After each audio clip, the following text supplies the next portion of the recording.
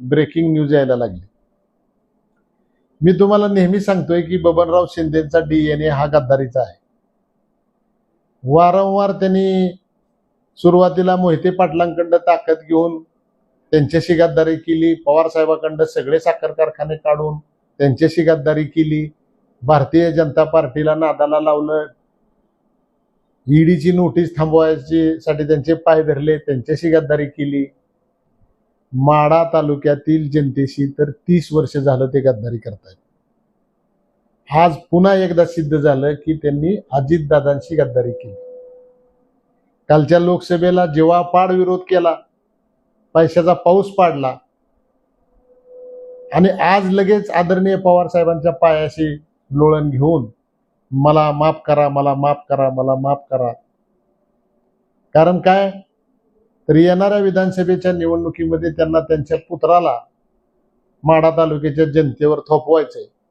परंतु सगळी लोक फिरत असताना त्यांना सांगतात एक तर तुतारीचं तिकीट घ्या, अन्यथा अपक्ष उभा राहा, तुम्ही भारतीय जनता पार्टी बरोबर जाऊ नका। आणि ह्या माणसाचं ज्याच्याकडे काम असेल ते किती वाजता रात्री 12 वाजता पाय धरतील हे सांगता येत नाही, हे मी पूर्वीच सांगितलेलं आहे। भविष्यामध्ये सुद्धा असे अनेक सोंग नाटकं होतील, तुम्हाला भावनाविश करण्याचा प्रयत्न केला जाईल, परंतु तुम्ही आता ह्या ढोंगी माणसावरती विश्वास ठेवू नका। बाहेर असे तोंड लपवत आले, आपले फेंचुई भैया तर अगदी झाकून तोंड आल्यासारखं, चप्पल मारल्यानंतर कसं तोंड होतं असे त्या पवार साहेबाच्या ऑफिसमधनं बाहेर येताना आल्याचं मला जे बघत होते त्यांनी सांगितलं। पण बघा ना, आपल्यासारखा माणूस, माझ्यासारखा माणूस एखाद्या नेत्यानं जर तिरकं बघितलं तर त्याच्याकडे जाऊ वाटत नाही आपल्याला। पण हा माणूस किती निर्लज्ज, आज 1 महिना झाला नाही की इतका टोकाचा विरोध केला। 84व्या वर्षी ज्या माणसानं आपल्याला एवढं सगळं दिलं, त्याला इतकं दुःख दिलं, त्याच्याशी गद्दारी केली, आज पुन्हा स्वतःच्या पोराला आमदार करण्यासाठी पुन्हा त्यांना एकदा भावनिक आव्हान करायला गेले। आमच्या दृष्टीने काय नाही, आमच्या दृष्टीने दररोज तुतारीचे नवीन नवीन उमेदवार तयार होतात, ज्यांनी लोकसभेला काम केलं नाही।